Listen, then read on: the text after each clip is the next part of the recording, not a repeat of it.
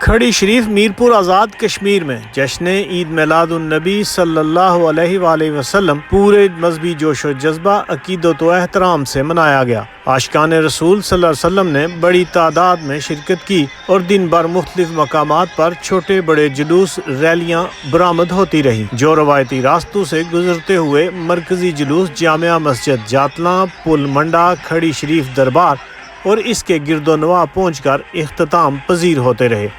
راجہ آفتاب احمد کی رپورٹ کے مطابق ریاست بھر کی طرح میرپور کھڑی شریف میں بھی عید میلاد النبی صلی اللہ علیہ وآلہ وسلم کے موقع پر فضائیں درود و سلام کی صداؤں سے گونجتی رہی۔ اس موقع پر علماء کرام نے سیرت طیبہ پر روشنی ڈالی۔ ضلع بھر کے جلوس کے روایتی راستوں پر سبیلیں، مشروبات کے ساتھ ساتھ لنگر و نیاز کا اہتمام بھی کیا گیا تھا۔